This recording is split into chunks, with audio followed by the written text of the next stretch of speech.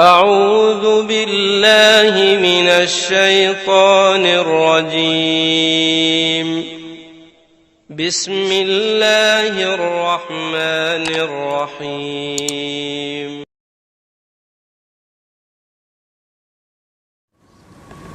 Assalamualaikum warahmatullahi wabarakatuh. Alhamdulillahirabbil alamin wal 'aqibatu lil muttaqin fala 'udwana illa 'alal zalimin.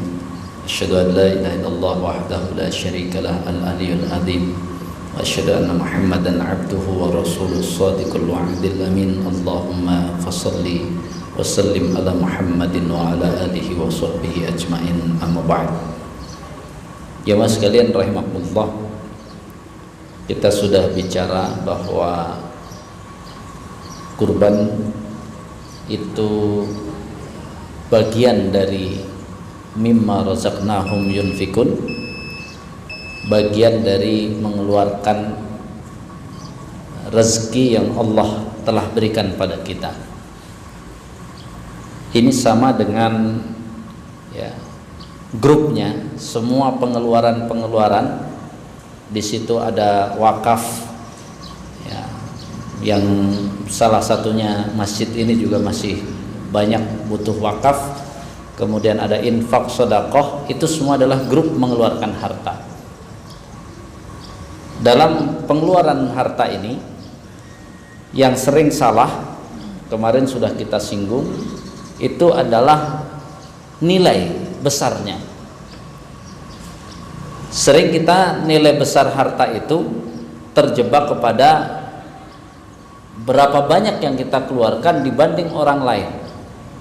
Jadi kalau di satu tempat kita sumbangannya paling besar, berarti kita paling hebat di situ, yang lain kecil. Itu sering terjadi hal-hal yang seperti ini. Padahal di dalam kewajiban saja memberi nafkah, itu Allah Subhanahu wa taala menyatakan alal musi'i qadaruhu wa alal muqtiri qadaruhu. Disesuaikan, orang yang luas maka dia harus memberikan sesuai dengan keluasannya. Orang yang sempit memberikan sesuai dengan kesempitannya.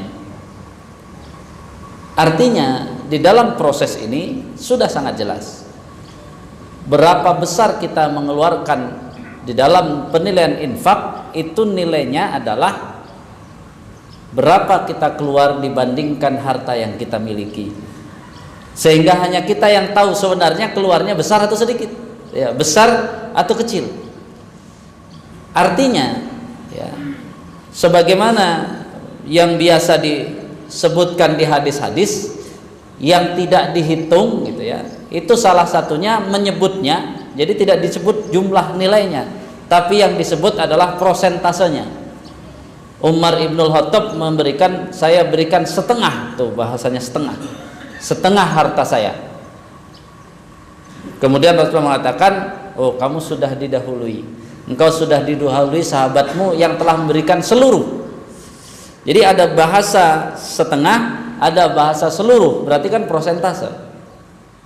Makanya yang lalu kita tidak bisa sombong di dalam kurban ataupun wakaf ataupun apapun, karena apa? Pembandingnya harta kita. Jadi jelas orang yang kaya hartanya banyak, maka akan sanggup membeli hewan yang gemuk-gemuk, mungkin lebih dari satu. Berarti secara hewan dibanggakan, secara pengeluaran berapa juta dibanggakan, tapi mohon maaf secara prosentase kecil. Secara prosentase kecil. Karena apa? Hartanya banyak. Kemudian orang miskin, oh berarti hebat saya dong. Saya punya uang sedikit, semuanya untuk kurban, berarti prosentasenya besar. Tapi walaupun prosentasenya besar, mohon maaf hewan kamu kecil. Jadi sama aja. Jadi dua-duanya tidak ada yang hebat. Jadi yang satu prosentase besar, hewannya kecil, yang satu hewannya besar, prosentase kecil. Makanya di dalam kehidupan sama ini. Misalnya tawaran wakaf dari masjid, jangan ambil sama aja semuanya, padahal pendapatan dia udah tambah banyak, gajinya sekarang sudah naik, tapi dia istiqomah kecilnya, itu namanya kalau kena hadis yang lain jadi kacau. Sama saja tahun lalu dengan tahun sekarang sama mengeluarkan harta, itu kena hadis nanti siapa yang hari ini sama dengan kemarin maka dia telah merugi. Apalagi gajinya udah naik sekarang, ada tunjangan ini itu, masih juga sama, berarti menurun. Karena bandingan infak bukan jumlah yang diserahkan, tapi dibandingkan berapa yang pemasukan yang kau dapat. Sehingga apa? Satu-satunya pilihan harus selalu lebih baik. Dan ini adalah dua genderang. Dengan dia meningkatkan lebih baik, bisa jadi pemasukannya lebih banyak, dia akan keluar terus semuanya. Maka sebelumnya saya sudah katakan, kita ini kadang-kadang dalam kehidupan sering lupa, yang kita siapkan bukan untuk kita saja, tapi sering semua kadang-kadang disediakan untuk anak kita saja. Padahal kalau kita bicara agama, kewajiban, ya, nanti kita akan bahas salah satunya suatu kesempatan, wala tu'tus sufaha amwalakum. Itu saat ini pelanggaran besar terjadi karena ayat ini bicara jangan kau berikan hartamu kepada yang masih bodoh, mereka nggak ngerti menggunakan harta. Padahal harusnya harta itu allati ja'alallahu lakum qiyaman, harusnya dengan harta itu anak-anak kamu, masa depan anak kamu menjadi tegak. Tapi gara-gara dikasih handphone, dikasih motor, pergi terus, akhirnya anak kamu masa depannya nyungsep karena Anda melanggar firman Allah tadi, jangan diberikan malah diberikan. Kemudian nanti kita akan bahas juga bagaimana mau memberikan sesuatu kepada anak menggunakan ayat 6-nya wabtalul yatama. Harusnya ada ujiannya. Anak saya ini udah lulus belum ya, dikasih handphone. Ternyata pas diteliti dipanggil 3 kali aja kagak datang, ambil. Ini kata Allah suruh ambil kalau kamu belum bisa pakai. Ya, gitu ya. Kemudian apa? Dicoba lagi, pas dibuka kumpulkan jam 8 malam, periksa isinya apa saja. Ternyata isinya nggak benar, ambil lagi. Kalau nggak diambil, dosa Anda. Allah sudah bilang jangan dikasih, dikasih. Padahal anak Anda masih as-sufaha, belum rusdan, belum ngerti menggunakan harta dengan baik. Bicara akhirat, salah satu modalnya adalah harta kita. Keseringan kita, harta itu banyak ditinggalkan untuk modal anak-anak, sampai lupa modalnya nggak ada. Selama ini nyumbang sedikit, wakaf sedikit, semua diwariskan.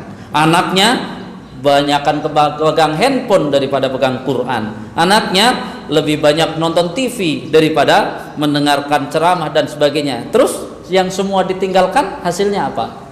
Hasilnya bisa nol besar. Makanya harta itu Allah berikan kepada kita.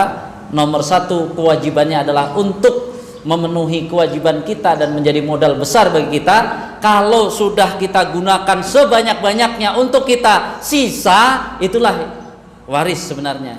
Makanya sering waris dikata taroka, ya yang sisa saja. Kalau nggak sisa, ya nggak usah mewariskan. Orang nggak sisa, udah buat wakaf, buat ini nggak ada. Tapi kalau masih ada, jangan buat yang lain-lain, biarkan buat waris.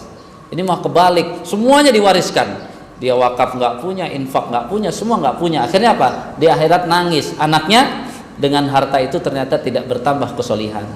Jadi ini beberapa poin yang harus disiapkan. Nanti akan kita sampaikan ulang bahwa ternyata persiapan akhirat yang terdekat itu adalah mengelola harta kita untuk dijadikan modal kita. Jangan semuanya ditinggalkan untuk keluarga, sementara syarat keluarga agak berat.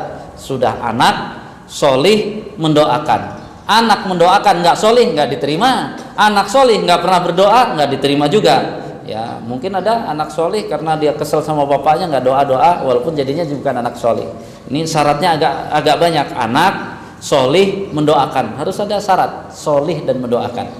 Subhanaka Allahumma wa bihamdika asyhadu an la ilaha illa anta astaghfiruka wa atubu ilaik. Assalamualaikum warahmatullahi wabarakatuh.